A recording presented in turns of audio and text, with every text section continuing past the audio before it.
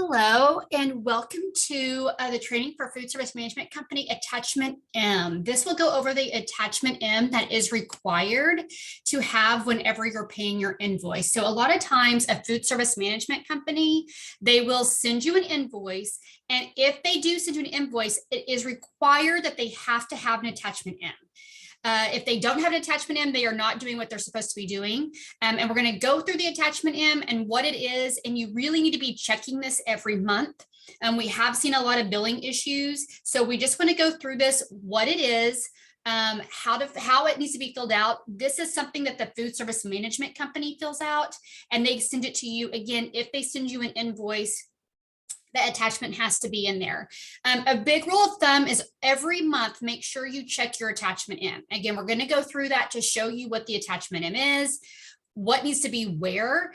So when you're paying your bill, I will tell you right now, go through the attachment M, make sure it is correct, and then pay what is on the attachment M minus the USDA food credits. And I'll talk a reason why for that further on in this training.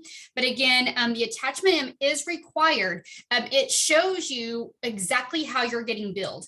We've seen a lot of invoices in the past, and many of them, they're kind of hard to read and understand. So really you should be paying off the attachment M. Again, every month you should be getting credits for your USDA food. So you pay with the amount on the attachment M minus your USDA foods credits.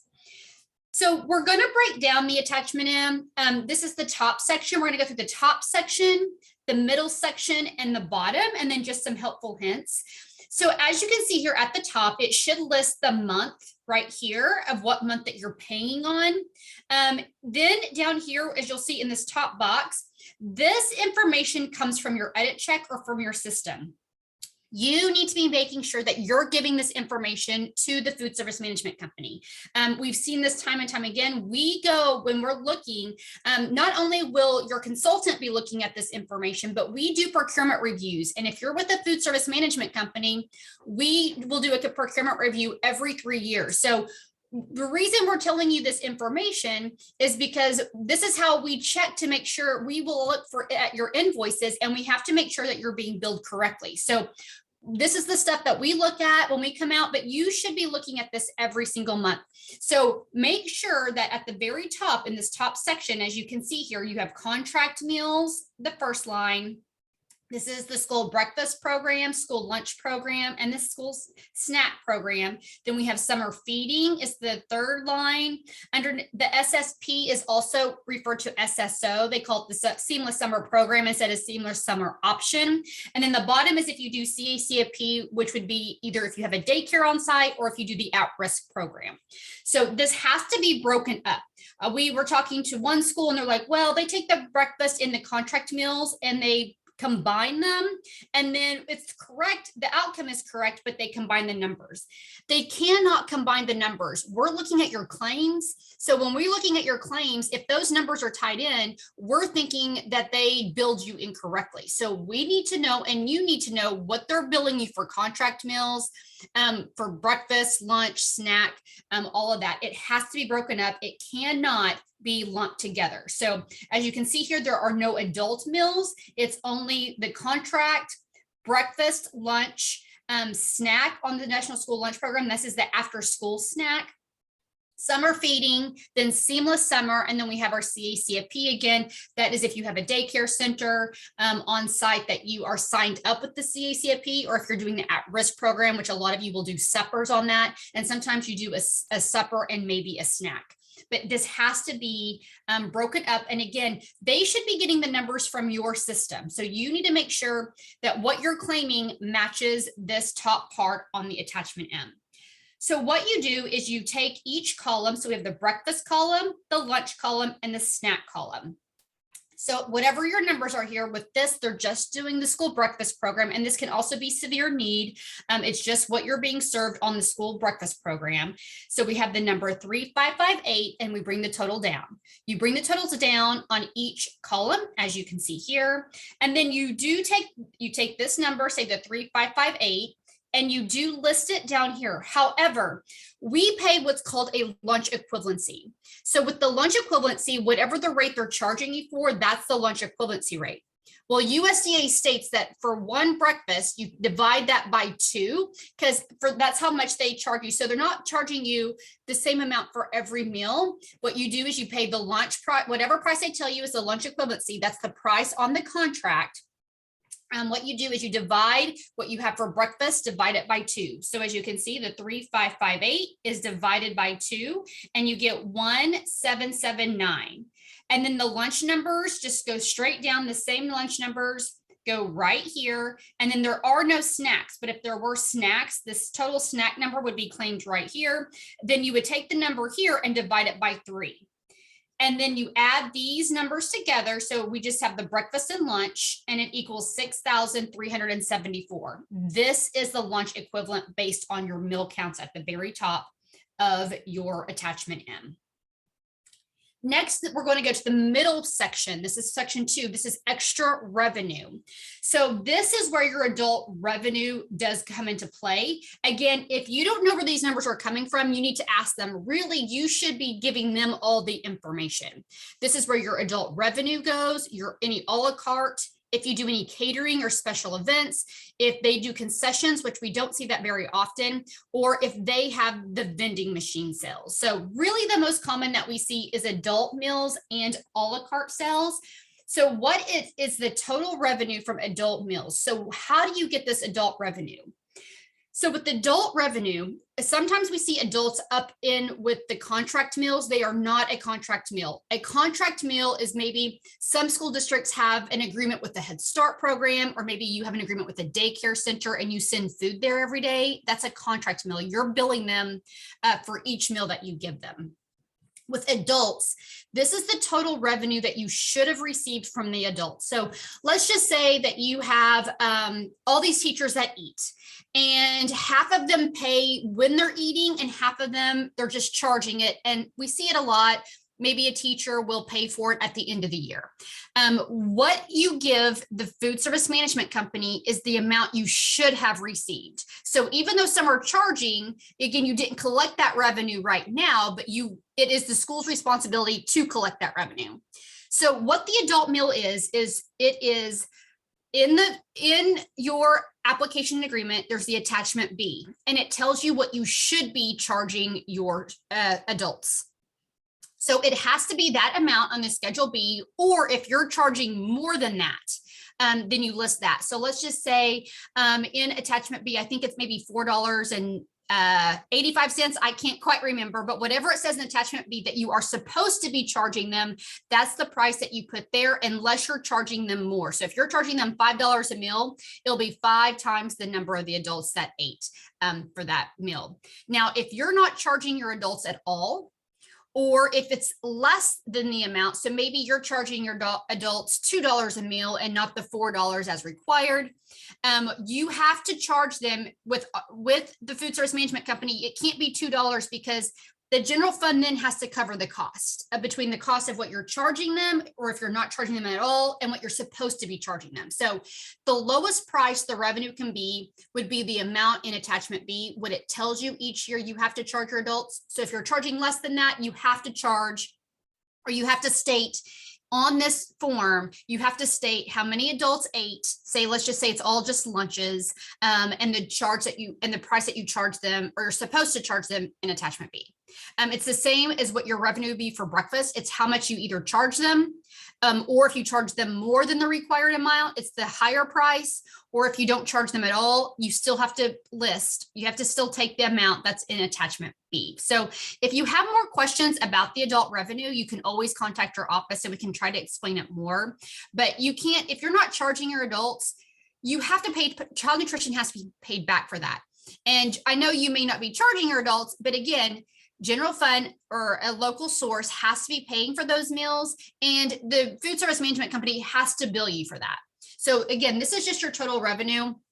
Usually a la carte, you do know what your total revenue is for that. You may just get revenue from your milk. Some of you do allow for entree. Some of you have a lot of a la carte. Some of you have none. But again, you list here your total revenue from your adult meals, and I tried to explain how to get that. Or you also list all your revenue for that month for a la carte sales. Now, what you do is you add those two together, your total revenue. Then you come down to this little middle box and it says your total extra revenue. And as you can see, it came from the $535.35. You take that and you divide it by a lunch rate. This lunch rate is in your contract, and I'm going to show you what page it looks like. So this amount usually does not change throughout the duration of that 5-year contract, unless you change it on your renewal. So you are actually, it's called the lunch equivalency. It's another lunch rate. Where this comes from, again, it's in your application. It comes from the price of free meals, the price of free plus the rate of commodities plus the additional incentive rate. So as this will remain the same, and it depends on what year you filled out your contract, your original date of the contract. So again, they bring down the total revenue, and then you divide it by this lunch rate that's on page 12 of your original contract. Make sure you always have your original contract. One, when you get pulled for review, for your procurement review, they're going to ask to see all this information. We look at everything to make sure, again, that you are billed correctly and that you're doing everything that states in that contract. So once you take the 535.35, divide it by $3.98, it equals 134.510. We're getting another lunch equivalent based on your extra revenue. So again, this amount right here may or may not change. I see it very little changing throughout your 5-year contract. The only way that it can change is if it is indicated in your renewal. And as we like to tell everybody, you do not have to change your prices at the renewal, or you can negotiate the prices. So every year, I believe it's in, I think it's March, we take that we have a percentage, and only that percentage is what can be added to your current rate or that lunch rate. So let's just say, like last year, I think it was 9%. It's usually like 2%. They can only change the price up to that percentage. Now, we see a lot of times that you guys just do it. Now you can say, hey, no, we're already being charged a lot. We don't want to increase the price. I have seen some years where the price was lowered, but you can negotiate that price. If you think like, no, I'm being charged too much, you do not have to agree to that price change. So we don't really see it. This is where on page 12 of your RFP that you filled out, that's where this lunch rate equivalent comes from.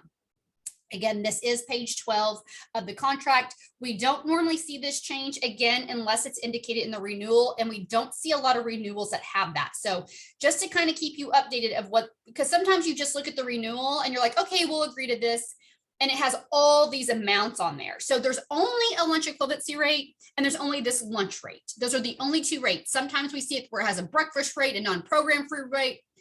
That is really voided, because we go by the lunch equivalently rate, and we go by this lunch rate right here. This rate on page 12, again, is what goes on your revenue rate.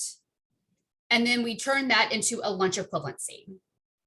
So then we come down to the bottom of the attachment M, and we have a lunch meal equivalent based on your meal count. So again, this comes from your snacks, your CACFP, your at risk, your breakfast, your lunch. This was the lunch rate that we got by taking the breakfast, dividing it by 2, and then just bringing down that normal lunch rate. If you had any snacks, the snacks would be divided by 3. You take that lunch equivalency rate up in item 1, the top box, and then you add it to your lunch equivalency based on your extra revenue. And again, that extra revenue most of the time just comes from adult meals and from a la carte sales. So we take the 6,374, we add that to the 134.510. So those are both lunch equivalency rates. So we get a grand total of 6,508 and 51 grand total of lunch equivalents. So then we bring this down to our total lunch equivalents, which is 6,508 and 51. And we multiply it by the bid award amount. This is the amount that they're telling you that they're going to charge you for your lunch equivalency. This is on page 4, which I will show you in your contract or during your renewal. So again, we have the 6,508 and 51 lunch equivalencies taken from your revenue and taken from your lunch, your breakfast, or any snacks. We multiply it by the bid award amount or your renewal amount. And in this case, we get the total of $17,247.55. That's how much that you would owe. And this is before the commodity credit. A lot of times that's why they also give you an invoice, is because it will show this total amount and the revenue and the credit from commodities. Now, number 4, this is if you are having your food service management company help you with the fresh fruit and vegetable program. The only thing they can really charge you is for any administrative funds. I will be honest, most schools that do the fresh fruit and vegetable program, they do not usually have the food service management company help them in any way. Usually schools tend to do that by themselves. So this price, this has to be the awarded amount unless you do have a transition for employees, then that would be added here as well. And this is page 4, where it does have your lunch equivalent. And again, if you have a renewal, so each contract, the contract that you have is a 1-year contract with up to 4 renewals. So many of you, this will be from your first year. It will tell you what the price that they're going to charge you for that year. And then we usually see it, not always, but we usually see it go up. I would say 99% of the time it goes up every year. And again, they can only charge you per the CPI every year. Sometimes we have seen it go down. And then again, sometimes there's no change at all. So it is from March of the current year, and we round it to the nearest cent of that CPI. Now, as mentioned, just so you are aware, so the only thing that they can charge you for is the price equivalency. We've had it, especially during COVID, they're like, hey, we want to charge you more because of COVID fee. They cannot do that. Whatever price it is listed, either in the renewal or your application, or your renewal or your RFP, they cannot in the middle of the year just charge you something different unless it's the employee transition plan, which I'm going to talk about in just a moment. So if they're like, hey, I'm going to charge you $10,000 for this, or I'm going to direct bill you for labor, they cannot do that. They cannot charge you anything extra, and they cannot try to change the price in the middle of the contract. We've seen it before where they say, hey, well, it's COVID, or hey, we're not getting the supply stuff, so we're gonna have to charge you more for food. They cannot do it. The price that they give you at renewal is the price throughout the entire year. It can only be changed at renewal time. Now, the other thing that they can do is, if an employee leaves, and this has to be in your original RFP. So a lot of times what happens in your contract, we see where in your contract you list it as they're going to be a school employee, and when that employee leaves and they're going to transition, and then the food service management company is going to pay for them. Or what we've seen is maybe you have both SFA employees and food service management company employees, and sometimes you want to change them. Like, hey, right now we have 4 SFA employees, which is school district employees, and we have 4 food service management company. And now we want to bring this one person back into the school, or we want to take this person and now make them a food service management company employee. If you do that in the original RFP, we have it either, if you had to have an addendum to tell us that you will allow for a transition plan, or in the last year and this year, we have added it to the RFP that if you do have an employee that leaves, that you will look at a transition plan.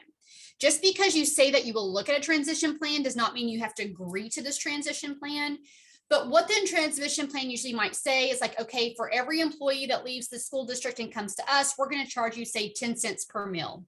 They cannot, again, direct bill you. They can't say, okay, well, every month I'm going to charge you $2,000. They cannot do that.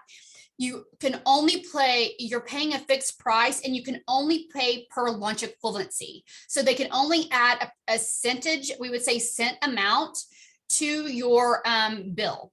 So let's just say, like, in the bid award amount was $2.65, and you're saying, okay, we'll allow you to charge us 10 cents per meal for every employee that leaves. And maybe you had 2 employees that left. So now you're adding 20 cents to the $2.65. It's to your bid award rate or to your renewal rate.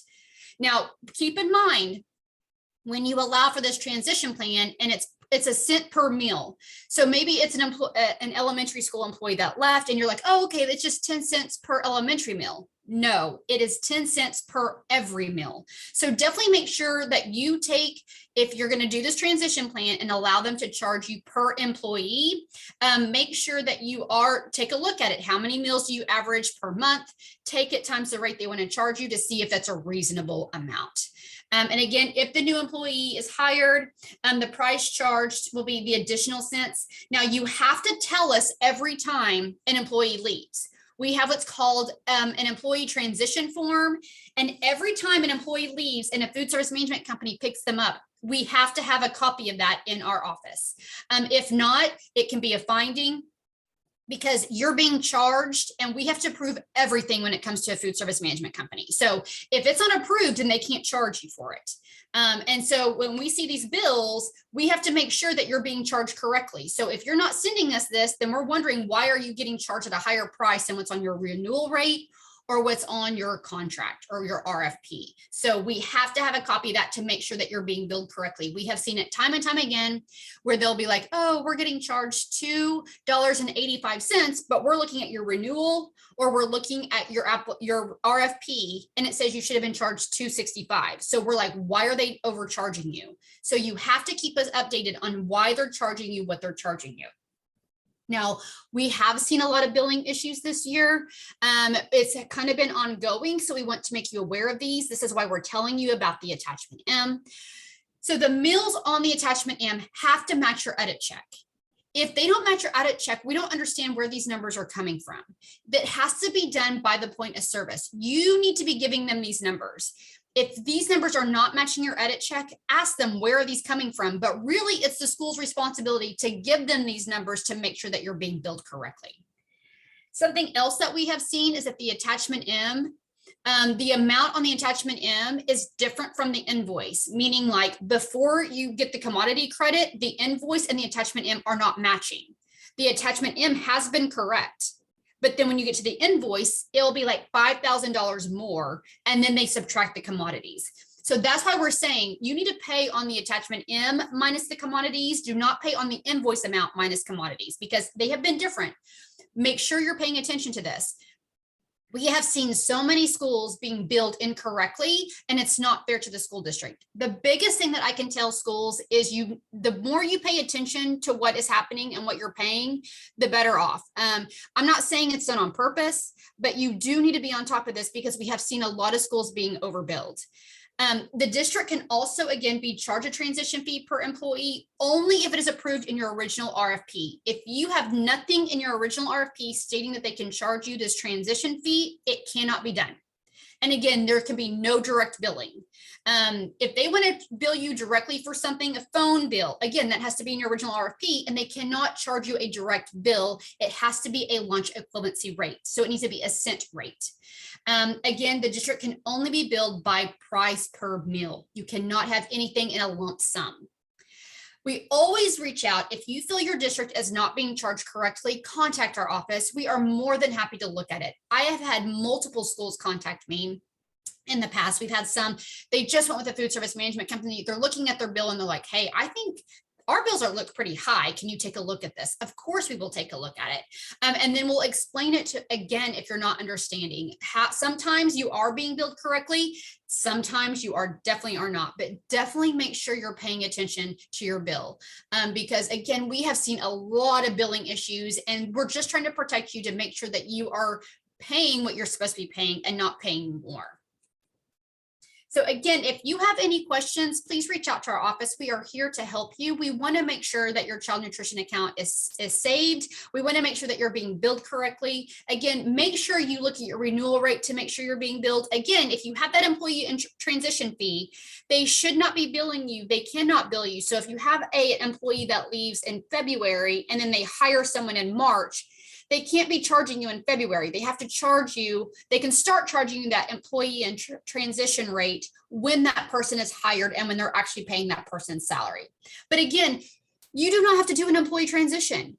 You may market that, yeah, I'll look at your employee transition in your RFP, but you can say, no, this is what you're charging me is the price per meal and labor. And they know going into that you marked that once a person leaves, that you can get, that they can build, that they're going to go to a food service management company and they can make the rate according. Now, we do feel the employee transition is in the best interest of the school, meaning like they can make the price lower. And then when they take employees, the price will increase. But again, it's up to the district to decide if they want to do that. So I hope this helped with your attachment M and your billing questions when it comes to the food service management company. I hope it was very helpful to know where this information comes from. But please double check all your billing, all your invoices. Again, we're not saying this is done on purpose, but we have seen a lot of billing issues. So you need to really be paying attention to what you're being billed and why. Again, we're here to help you. We hope you have a wonderful school year and we wish you the very best.